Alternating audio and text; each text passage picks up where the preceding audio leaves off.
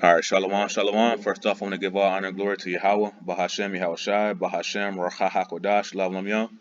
Double honors to the elders and apostles of Great Millstone who teach from on these last days and who are the true leaders in the nation of Israel. I want to give a strong Shalom to all the Hakim on the four corners of the earth, listen to word and truth and sincerity, making the call and election sure. And I want to give a humble salutation to the hopeful elect tuning in on the four corners of the earth, wherever habitation may be at. All right, this is Brother Mashal. Come back at you with a quick lesson through the spirit and power of Yahweh Bashim Shai. I want to say the Wadi Yahweh Bashim Shai, forgive me, spirit, through this lesson.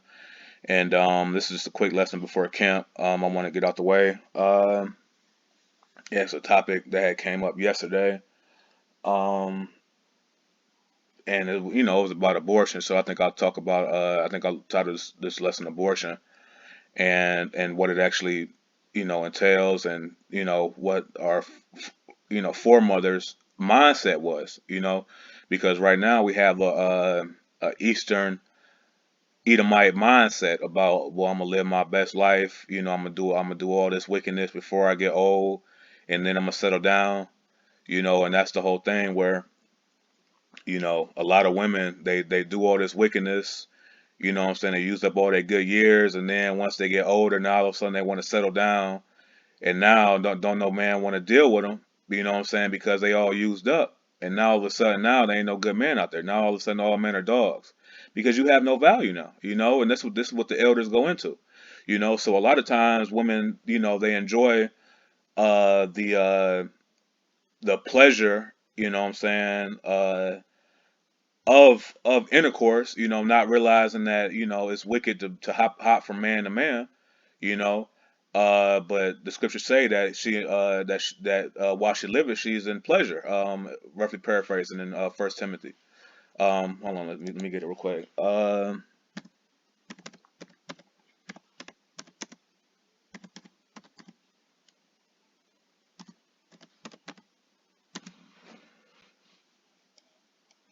First Timothy 5 and verse 6. But she that liveth in pleasure, right, is dead while she liveth. So see, it's always gonna be too much of a good thing can be bad. All right. So see, now a lot of women are living in pleasure. What I'm saying, laying down with different men to men. But what is it? But she is dead while she lives, right? Because she doesn't understand what a woman's role is. She doesn't understand um what adultery is, things like that, because she's been taught by the wisdom of this world. Okay, so now you have women that are getting, abortions left and right, because now, they they've been taught by the philosophies of Esau. Well, you can do what you want to do while you're young, and then settle down when you get older. Not knowing that, when a woman has an abortion, man, she's destroying her body. All right, because of what happens is that when you become pregnant, your body is planning for a full 9 month journey, right? So when you become pregnant and then you abort a fetus, your body is confused because it's supposed to be something in there. So this is why women is bugged out, man. All right, and that's not how the mindset. I mean, but like the hormones and stuff is still producing for a child, but for a child that's not there.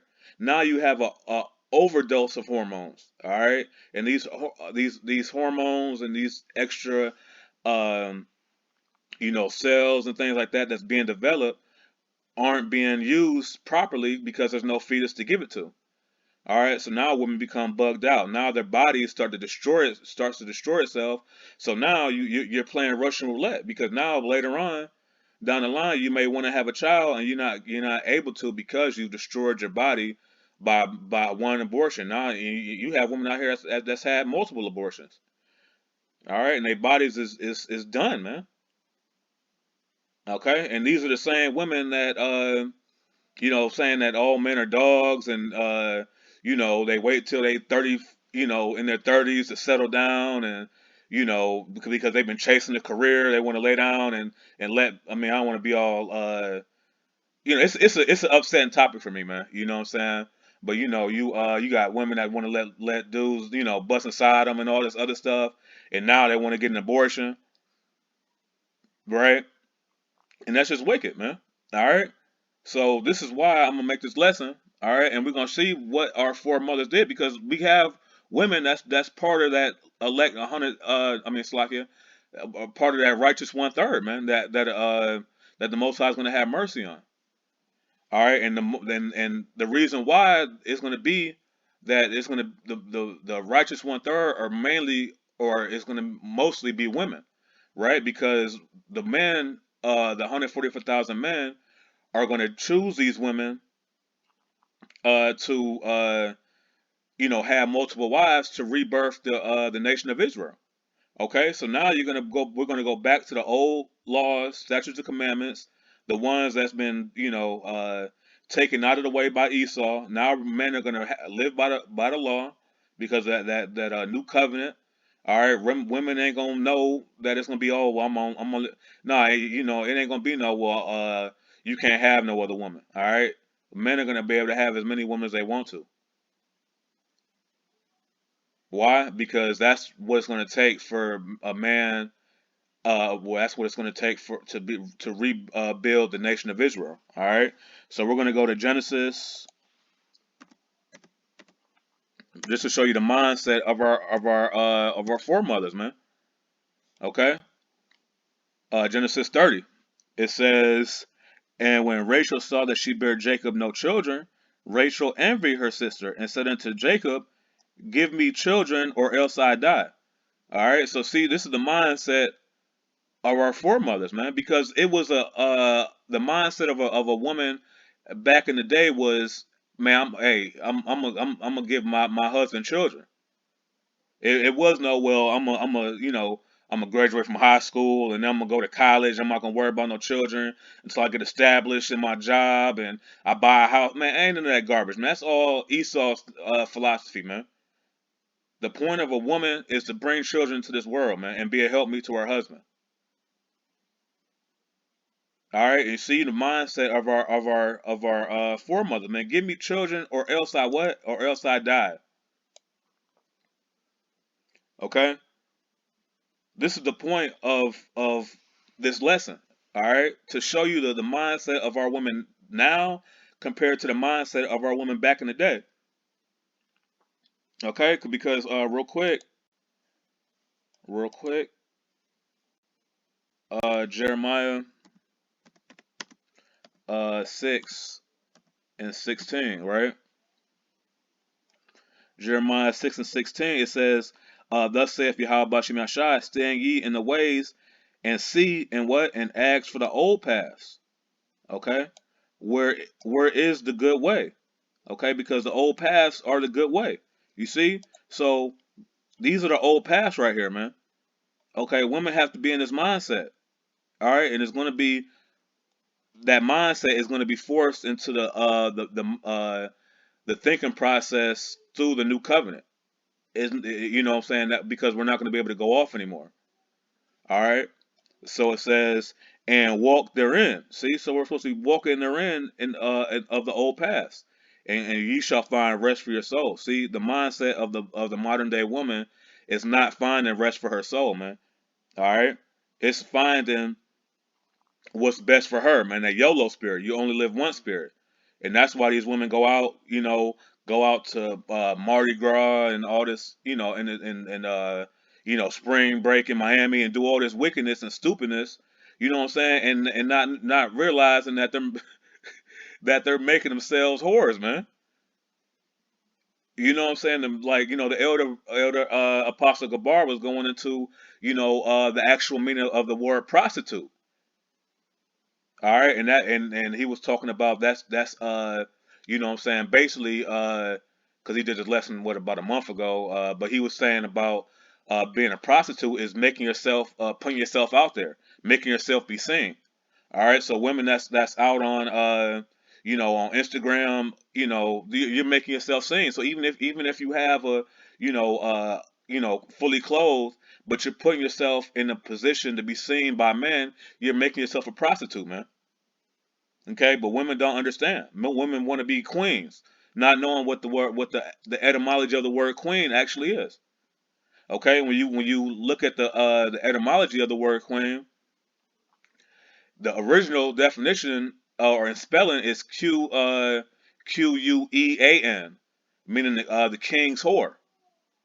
Okay, and now you have the definition of Queen, meaning the king's wife. See, all they did was just change the spelling and the definition. All right, but the actual meaning is totally different. So everyone want to be a queen, not knowing what the actual word of queen means. All right, so women are supposed to be looking for the old past, man. All right, and you're gonna find rest for your souls. But what? But 2/3 say we will not walk therein. Okay, so now a lot of women say, man, I'm not doing that, man. I'm gonna live my best life. I'm gonna wear what I want to wear. I'm gonna do what I want to do, and that's gonna be that. And uh, that's why women, most women's gonna get destroyed. But a lot of the 2/3, I mean, it's like a lot of the 1/3 is gonna be women that's gonna be saved. So that way they can be a wife. Okay, a wife to the 144,000 to repopulate the children of Israel. All right. So see, this is the mindset that we was in, or that the women of Yahweh Shem Yashai was in. All right, let's get a You know what? Let's go to Samuel. Let's see what happened with Samuel and Hannah. Let's go to First Samuel, chapter 1. First Samuel chapter 1, and let's go down to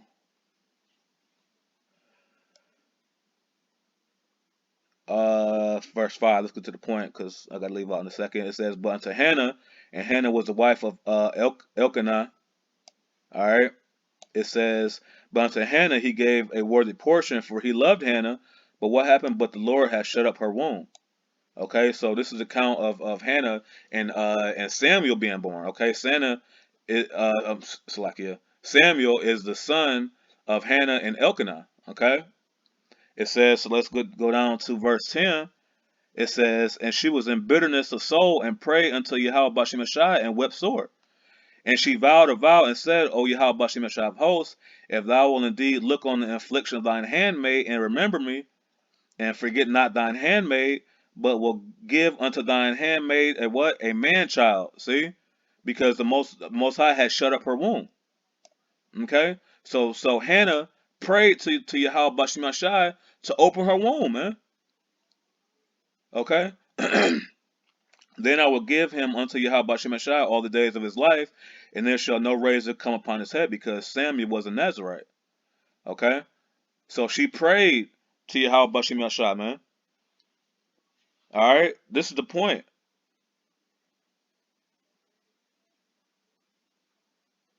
This is the point of the lesson. She prayed to Yahweh Bashim Shai to give her a child. Okay? And a lot of women right now in this day and age are praying not to have a child.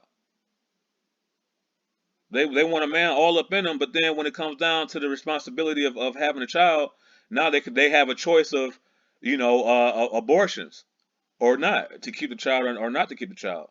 But meanwhile, a man doesn't have a choice, and that's a whole nother topic. All right, but right now we know about the lesson at hand is about abortions.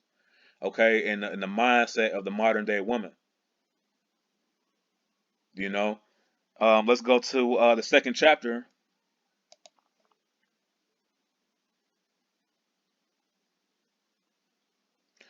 Um,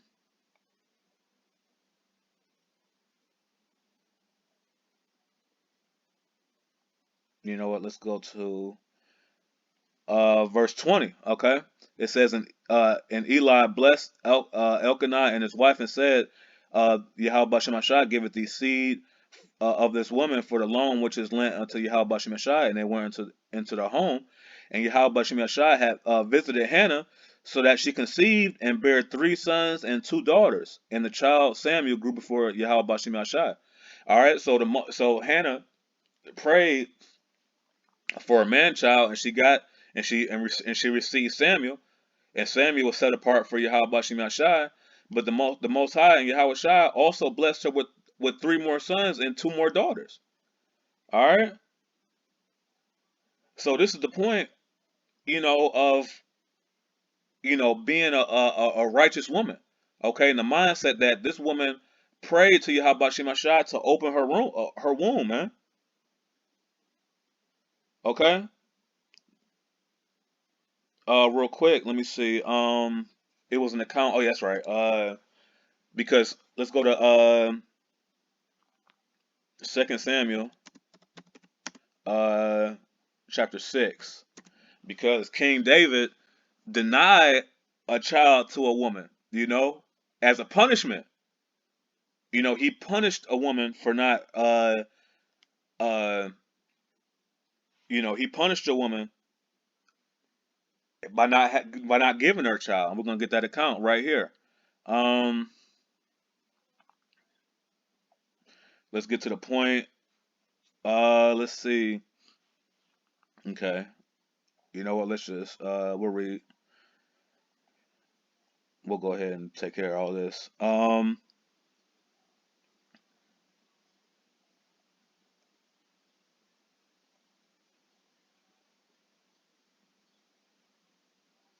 Okay, let's go. Let's just get the whole account to get the so we can know what's going on. 2 Samuel 6:12, and it was told King David, saying, Yahweh Bahashem Yashai had blessed the house of Ob- Obededom, and all that pertaineth unto him, because of the ark of the heavenly Father.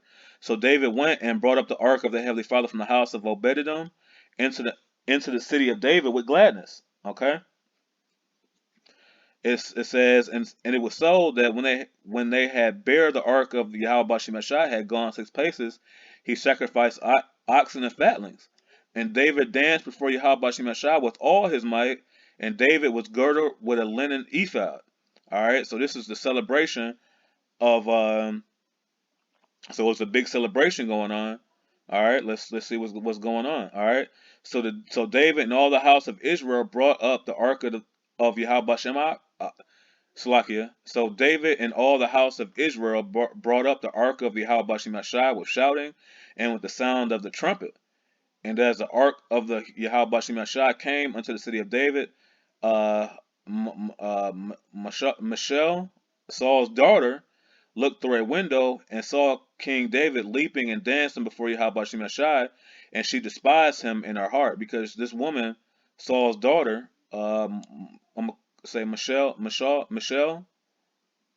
all right, saw that King David was dancing and having a good time, and that's a spirit because because of the things that were going to happen between Saul and King David. All right, so she despised them in her heart. Okay, it says, and they brought the ark of Yahweh Bashimashai and set it in its place, and in the midst of the tabernacle that David had pitched for it. And David offered burnt offerings and peace offerings before Yahweh Bashimashai. It says, and as soon as David had made an end of offering burnt offerings and peace offerings, he blessed the people in the name of Yahweh Bashimashai of hosts. And he dealt among all the people, even among the whole multitude of Yasharallah, as well to the women as men. To every one a cake of bread and a good piece of flesh and a flagon of wine. So all the people departed, everyone to his house.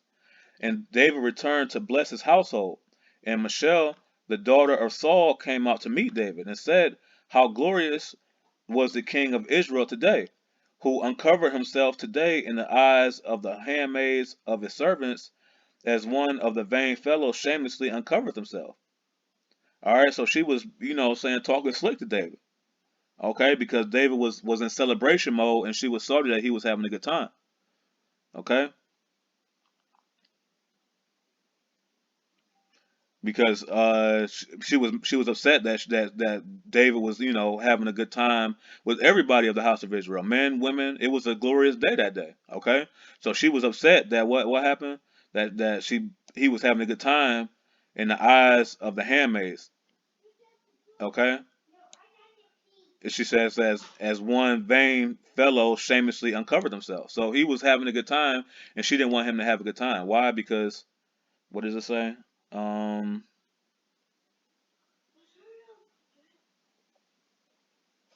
oh yeah, right here, that she despised him in her heart. Okay, because he was having a good time.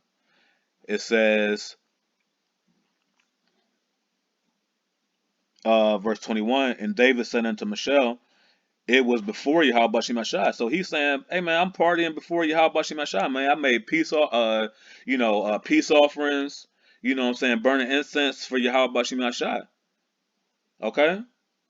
It says, which chose me before thy father and before all his house to appoint me ruler over all the people of Yahweh Shemashah, over all Israel. Okay? Therefore, I will play before Yahweh Shemashah. See? So he's saying, hey, I'm gonna have a good time in the name of Yahweh Shemashah. Okay, I'm not going off doing doing any type of wickedness. You know, it says, and I will yet be more vile than us, and I will be base in mine own sight, and of the maid servants which thou hast spoken of them shall I had be had in honor. Okay, so King David is saying, it says, so that he's saying that basically, uh, he's saying that I will be more vile than you. Okay, because he understood that she was she despised him. Okay, so now he's saying that uh if you think that me celebrating in Yahweh Bashim Yashai, is vile, that means that, well, I'm gonna be more vile than you, because now you're being you're envying me. Why? Because she despised him in his heart. So he's saying, well, I'm gonna be more vile than you then.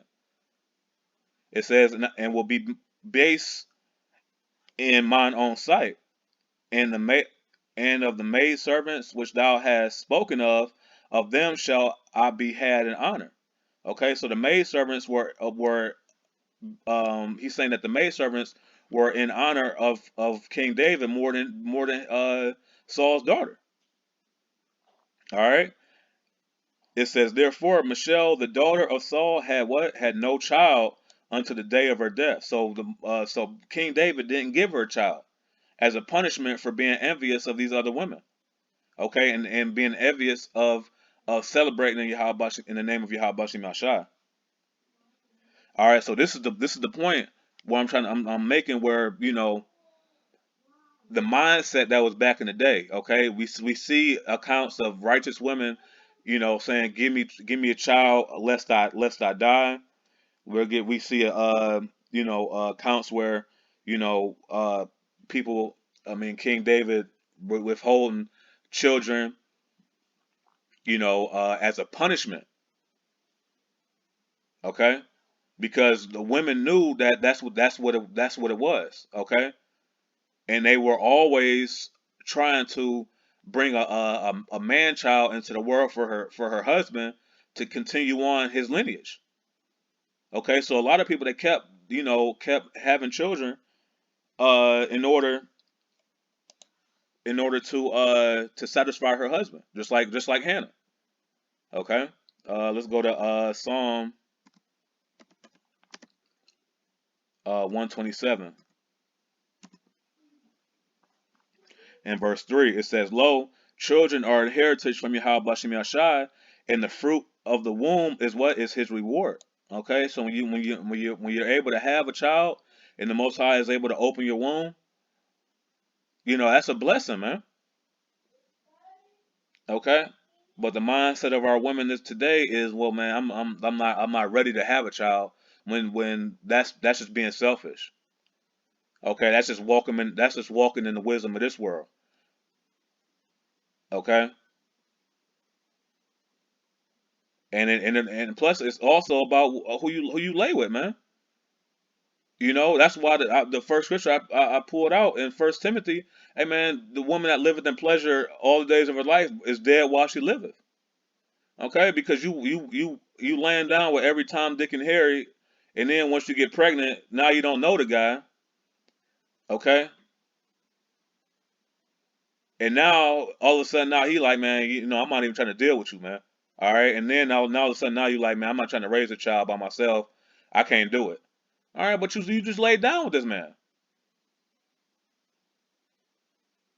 This is why you got to understand. You know what? Let's go to Sirach, Ecclesiasticus 6.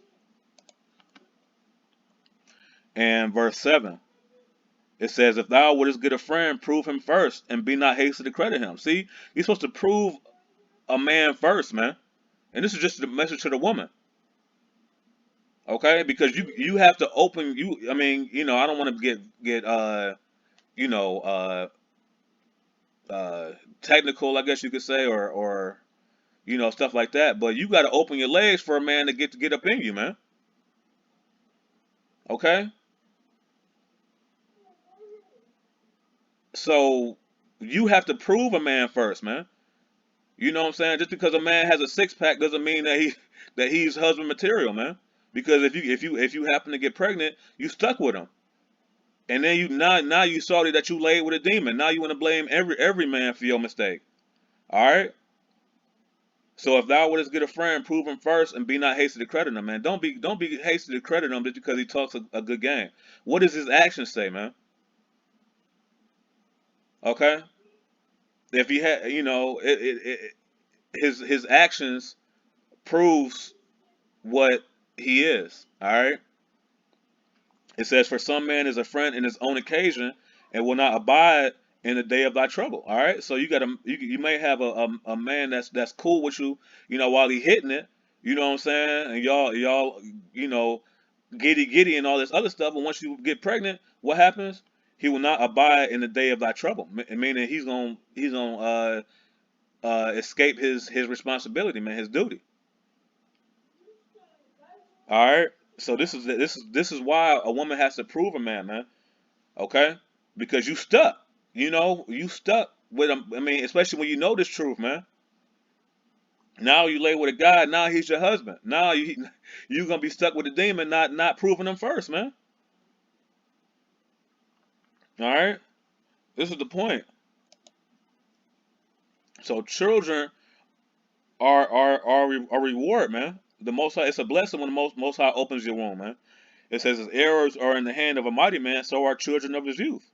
Happy is the man that hath his quiver full of them. They shall not be ashamed, that shall speak with the enemies in the gate."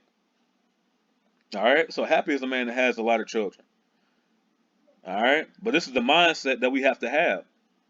Now, it may not be expedient now, knowing that this is the last days, to be, having a quiver full of them. You know what I'm saying? But if it happens, hey, it happens. You have to believe that Yahweh Bashim Yashai is going to look out for you. Okay. Let's go to first back to First Timothy chapter 2. First Timothy chapter 2 and verse 15. It says, "Notwithstanding, she shall be saved in childbearing." Okay? If they continue in the faith and charity and holiness with sobriety. Okay? So a lot of women will be saved in childbearing. Okay? Because that this whole thing of, well, I'm not gonna get a man. You will have a husband in the kingdom of heaven. It ain't no uh in the Miss Independent in the kingdom of heaven. Every single woman will have a husband. Every single woman will be bearing children in the kingdom of heaven. Okay, so the majority of the righteous one third will be women, because they will be used as women and wives to bring forth children, to bring back the two thirds that's going to be destroyed. All right. So this is just a quick lesson, man. Just showing you the difference in the ideology, man, of the modern day woman, the modern day Edomite thinking process woman, and the back in the day righteous woman. All right.